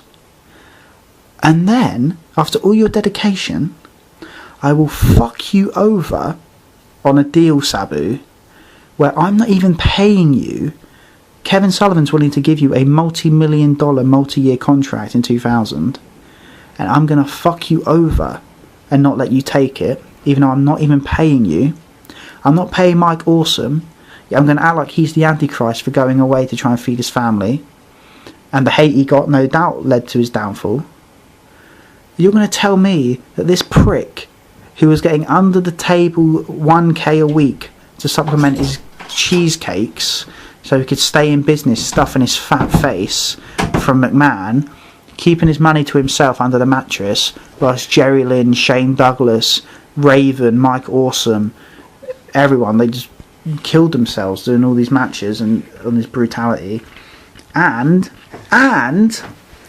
then after they've been killing themselves trying their best to keep this shithole afloat, another burger called Jim Cornette from Jim Cornette, and he owes them all these money. He screwed them out of millions. Sabu's crying. Yeah, Sabu's crying, going, then, what do you do with my money? And then what's he doing? What's he doing with it? Put it in that chest under the ECW stairs. Yeah, but after all they've done, they learn that ECW is over by tuning into Raw and seeing this fucking bold, repugnant pig piece of shit walk out. Broadcasting a mainstream sports show. Yeah. Like some sort of big shot. Yeah, like some kind of big shot, not worrying about them and their tens of thousands, their mortgages, their families, their children's educations, their pain, their suffering, the money he owes them. And this prick is now a multi-millionaire and he ain't ever going to pay him back. He has no intention to pay these men back. He never has. He's got the money. Sabu was conned. You got Jerry Lynn, he owes everyone money. They did all this shit for him. He swore on his father's eyes that he would pay them all back. And he didn't. And now he's living it large because he's a leech. He could say, oh, I'm going to leech onto Lesnar. Now I'll leech onto Punk. And he thinks it's Anything alright to get a because- payday. He thinks it's alright because Jerry Lynn got signed by chance. Jerry Lynn got signed, Justin Credible got signed. Yeah, and what did you do to help them when they were in the business? There's still about 25 other men who didn't get signed. That doesn't erase your problems, Paul. Just because you owe them money. You don't, just because they got signed by the company doesn't mean you don't owe them money. And it's not like a little bit of money. It's not like they got stiffed on a payday. You're signed now in the same company I am, so you're making money. We're talking years of being never screwed over with the lies of, oh, when we get to network, I'll be able to pay you. You lying piece of shit. Yeah, and Sabu was crying. And he phoned his mum. Really well, what happened was Sullivan wanted to give Sabu that contract I mentioned. So Sabu called his mum, told her, going to be able to do everything now. He was so happy to go to the big time, wasn't he? So happy and then he gets a call saying we're not going to be able to do it. Paul's found out. He's putting the kibosh on it, and he weren't even paying Sabu at the fucking time. Sabu was in tears talking about it. Yeah. Because he knew he could have gone to the big time and made a big time life. So I don't know how you. So and you want to defend that man? Paul was living out big time. Yeah, he's big time Charlie. And then you all want to Punk wants to say I'm a Paul Heyman guy. I'd rather be a fucking Ted Bundy guy. Yeah, I would rather be. So what kind of a fucking human being? I would rather be a Patterson guy than be a Paul Heyman guy. So what kind of a human being? They called us the prick. Yeah, they call Nash the prick for being on top because he deserves it, and they call Hulk Hogan the prick. Hulk Hogan a prick. Hulk Hogan said to Mike Awesome, brother, if he ain't paying you, come to us. Yep. What great advice. Paul Heyman ain't going to pay your bills. And look what happened. He screwed everyone in the end, didn't he? And you were like, boo, I hate Mike Awesome. And debatably, under the Vince Russo era, Mike Awesome got the biggest push. I'm not praising Russo because he booked his pushing like a dog. Yeah. But I'm saying, Hogan didn't hold him down then, did he? Boo, I hate Mike Awesome. Boo, Hogan fucking sold for... Do you remember Russo, his bullshit angles? Yeah. Constantly beating the shit out of Hogan. Yeah. I don't like the angles, but Hogan fucking sold his arse off, and Mike Awesome went through tables. And the only time Hogan used creative control was when he was correct. Because to beat Kidman. Yeah, because Russo had got in Kidman's out ear. of a machine like a fucking it got in Kidman's ear, and he went like the whispers in Lost. He got in his ear and went, "You're the big star. You're the big one." And then he popped him out of an arcade machine with a claw. And then Hogan went, "I've put you over 3 times. I'm the babyface. I need to go over on pay-per-view." Yeah, what's so unreasonable about that? And what kind of a human being? And Hogan's the prick. He just put over Kidman 3 fucking times. He shouldn't have. He shouldn't have. Should have squashed him. Hulk Hogan. The biggest he could take. I really fucked up that. And you want to know why he should have squashed him? Because they popped him out of a fucking arcade machine. And by the way, and he's a cruiserweight. Kidman is one of our favourite wrestlers. Yeah. But we understand. I don't buy him pinning Hulk Hogan. He can't lift him. We can differentiate us really liking a wrestler and understanding what part of the card he should be on, i.e. Kidman, mid-card, cruiserweight. But the meaning compared to meaning so much. It's just a matter of how you present it. And now and again brushing shoulders, possibly even getting title shots. But never the man. Never me. Never coming in on Nitro and challenging Hogan out of nowhere. And going, Hulk Hogan. Yeah. That's the biggest egomaniac. That's why. The way they did it. You will think, no, it should have been Kidman. No, the way they did it was when I said I respected Billy Kidman, I really meant it. That's great use of 2 mid-carders getting over at the same time. And they were really fucking progressing. Yeah. And they would have probably been in the main event eventually. I think about that. And we don't even know if we agree with it, but it would have happened. You know, when I said I respected Billy Kidman, I really meant it. Yeah. I love that. I know, everyone wants to know what's up with Vampiro. Oh yeah, and Vampiro ushering in a new era of WCW and fans. What did he do? And then and then again Hogan getting called the prick in 2000. Yep. Tag team match. Yeah, Sullivan was building everyone properly. Yeah, booked by Kevin Sullivan before Vince Russo came in. Tag team match. Ric Flair and the total package against Hogan and Vampiro. Hogan handpicked Vampiro in the storyline to be his partner. Yeah, first rub, Sting buddies. Second rub, Hogan picked Vampiro to be his partner. Third rub, Ric Flair bounced around like a pinball for Vampiro in the match, and so did Lex Luger. Fourth rub, Hogan, after the match, raising Vampiro's arm, patting him on the back, pointing at him. When Hogan does that, you're fucking made. It wasn't in the condescending way they do it in TNA. No, it was fucking...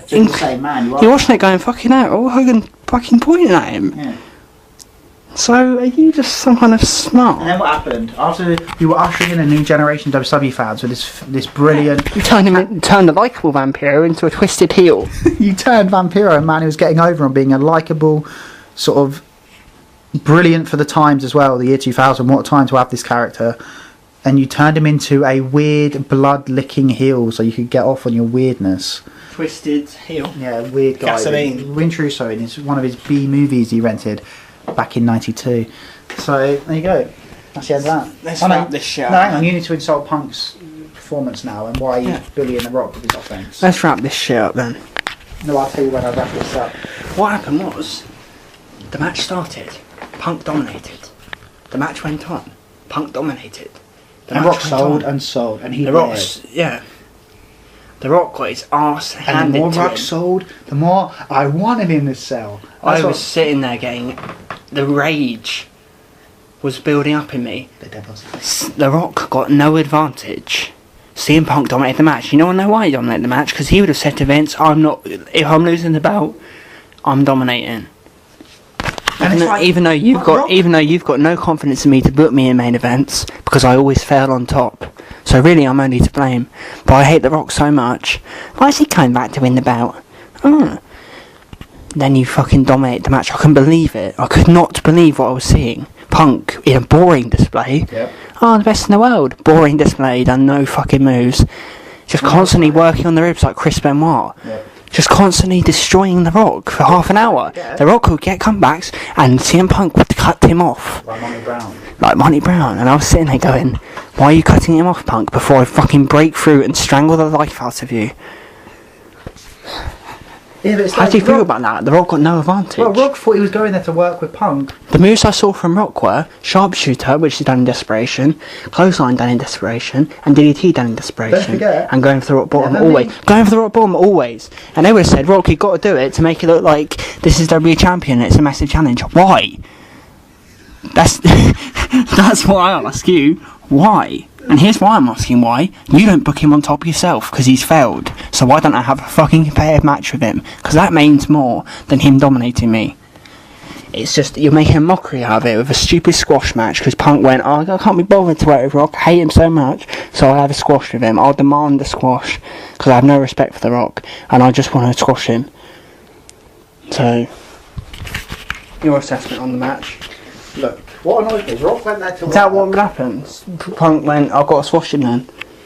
Yeah, because Punk's so arrogant. He's the one who says, "Oh, put me over," and Jeff Hardy puts him over, and then this is priceless. Very Hardy, didn't he? Jeff Hardy puts this cunt over, right? Puts him over, puts him over, and what happens is Jeff Hardy in the WWF locker room a few months later. No, put him over. Put me over. Put him over, and a few weeks later. Over. Put him over, and a few weeks like there. Put him over, and a few weeks later. A few months later, Jeff Hardy's in the locker room. CM Punk doesn't say anything to him, ignores him. What are you talking about? There's no respect. He put you over. He put you on the map, big boy. Yeah, that's what annoys me. That's what gets to me. I just know that Punk would have said. It's like, I'm not. If I'm losing, I've got to dominate. And I've Because got this this- isn't a full-time wrestler. and it's just he brings this anger out of me, which is this scratching at the door. How did you feel about the beating? I mean, That's what I called it. I called it beating. Punk might have just gone, "I'm the eat your stinking soul, yeah." I called it. Yeah, but it's like Rock should have gone, "Our true enemy is yet to reveal itself." That's Punk my and problem. Rock, fucking professional bastard, And nice Rock can't even get person. up. Sold and sold and sold and he tried sold. to make it look good. Every time the Rock would try and do something, Punk would kick him in the head. Yeah, he would Stupid little kick, kick moves, kick. little kick boy tech in the movie. even though he'd been fucking worked on his fucking legs. All the psychology. I'll tell you about psychology. Like after the fucking working on the leg. Newsflash, dummy. God was Jew. What was it? What are you doing? What is it though? Newsflash, Brainiac. Christ was Jewish. Newsflash, Brainiac. Rocky should have won. You're talking to me about psychology.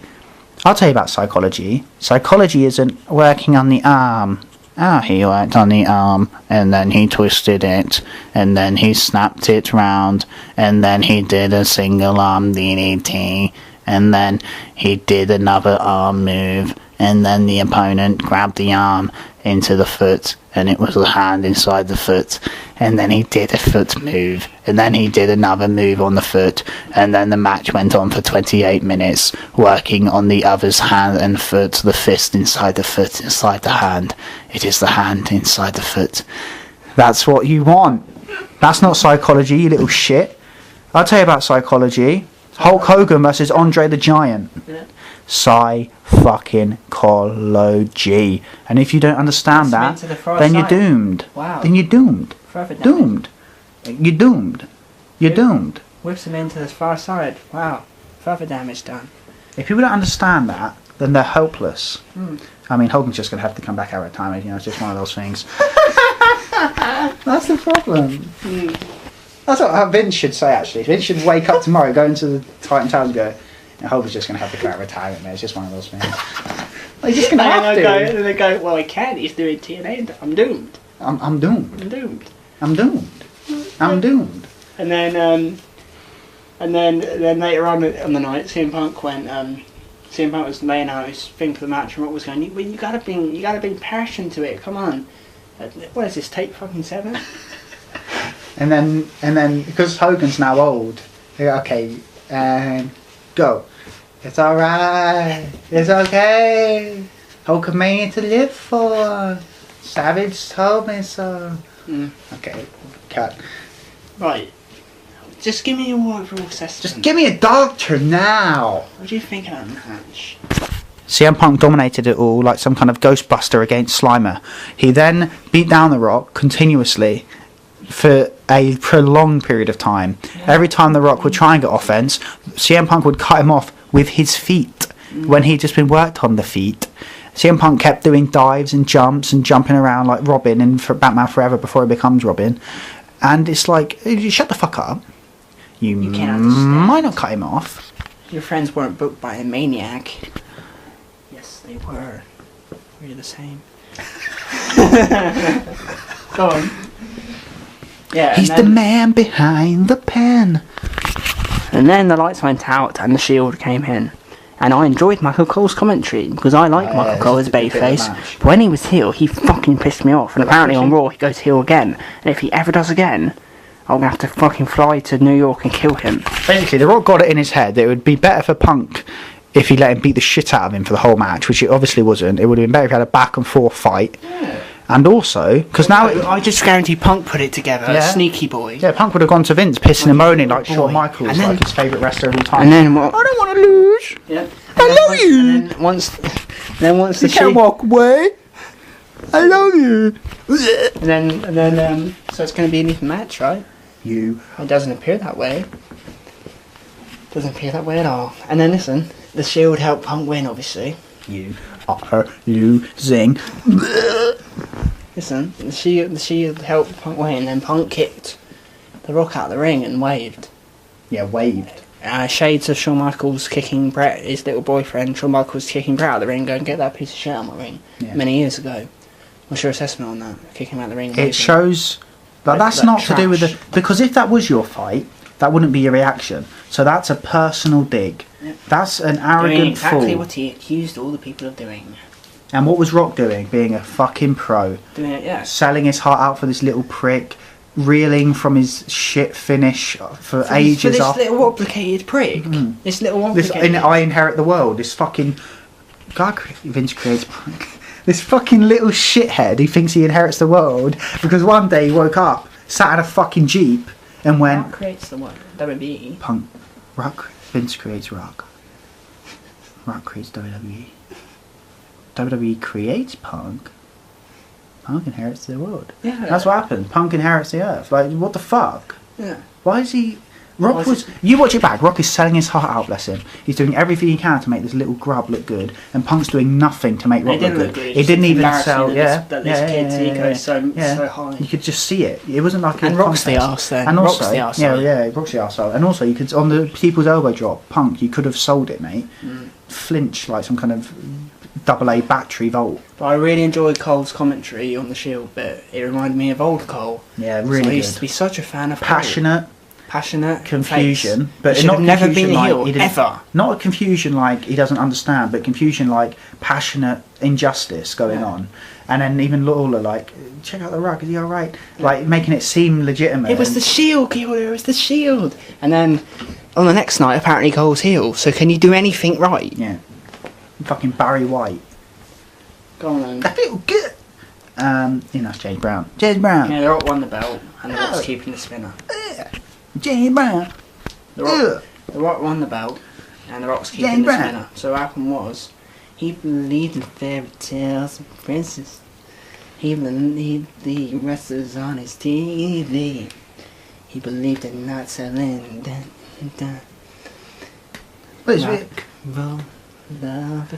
It's pretty simple. If Colin wants to do something about it, he can face me in the ring at Spring Stampede. Rock's keeping the spinner. Basically, look, I mean, you're still listening, and I've got something to say. If The Rock won the spinner... Who do you think you are? The Rock won the spinner. Unfortunately for you, I am the longest reigning WWE champion in 15 years. Ugh. Clever guy, it's bollocks. That's bollocks, but go on. Just give The Rock a run, you swine. Yeah, give the Rock a tot run, you cock. Shit, I've really fucked that up so badly. Shit. Anyway. So yeah, basically the moral of the story is, don't let Punk get his way like some kind of cheap little kid stressing out in a toy shop going, "Mummy, I want this gun." I brought you one yesterday, you little fucking twat. Oi, The Rock's got the spinner. Yes, I know he's got the spinner. What do you want me to do about it? Kill him? I can't do nothing. Walk around with a spinner. What are you doing with that spinner belt? Like a stupid idiot. Walking around with like jewels and shit. Oh, look at me, I'm The Rock. I got this. You look silly, Rock. You're 40.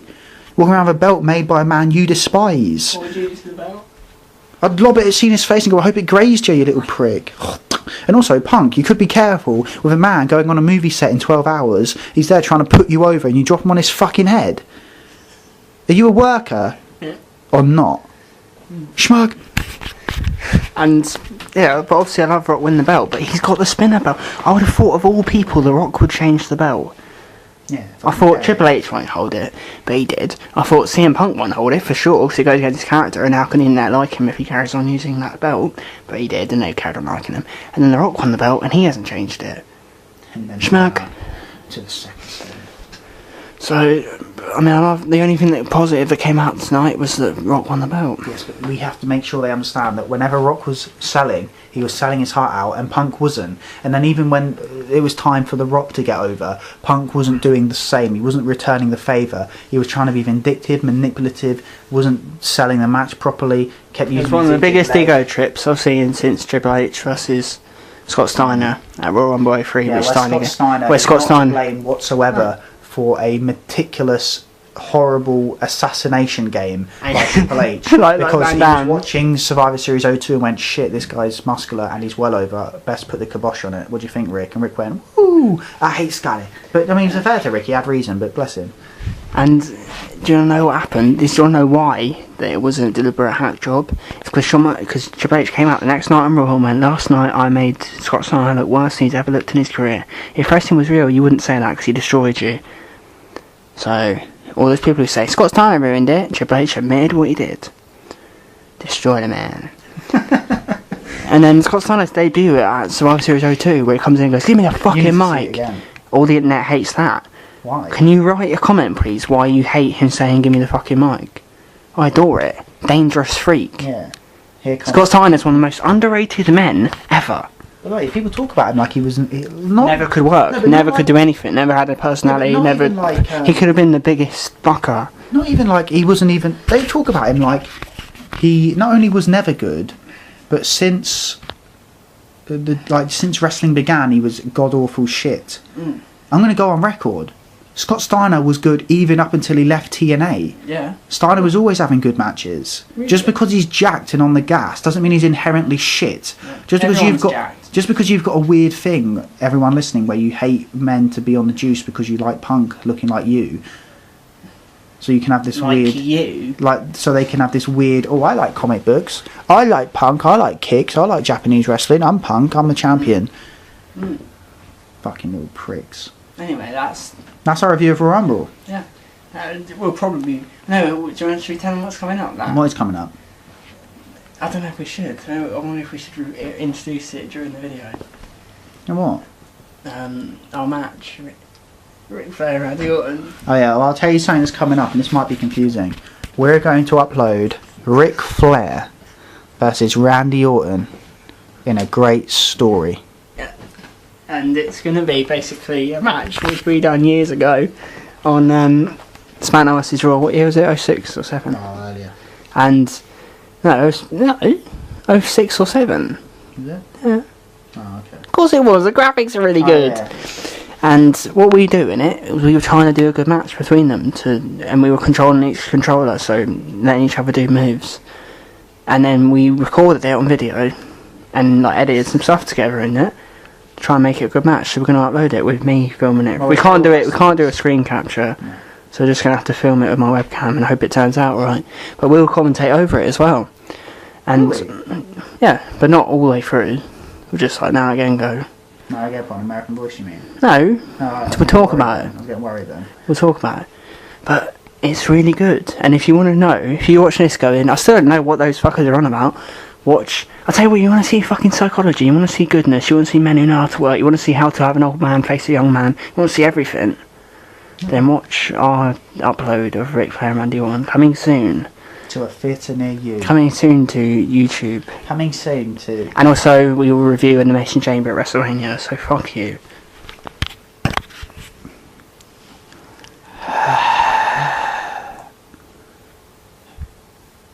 Yum. I think this is quite a long vid. Yum. I don't know how many people will watch this. If you're still listening to this, right, put a comment. This is where we get No, this is where I test. Like, this is where I test. If you're still listening, put this exact comment. Yeah. I don't know what you're talking about. No, put this exact comment. We all stood. Yeah, this And exact. applauded. What are you talking about? Yum. You have to put that. You have to put, we all stood and applauded. What are you talking about? Yum. You have to. If you're still listening, you have to, or else we will know no one listened. I mean, I don't blame you. I mean, you don't have a thing now. No, it's great. Think what we've said. Yeah, I know. Everything's correct. Nothing has been said wrong. No, he's back inside. He's back inside, damn it. Sweet. He's back inside with the girls. Anyway, see you later. Hang on, I've just got one more thing to say. And now for my final thought. For those of us who enjoy wrestling and try and watch it, sometimes it's hard to try and appreciate the shows we have to watch. That's because they are filled with bad comedy and irrelevant storylines which ultimately lead to no narrative conclusions. But if we can work together and support rock, we may just have a good mania. Take care of yourselves and each other.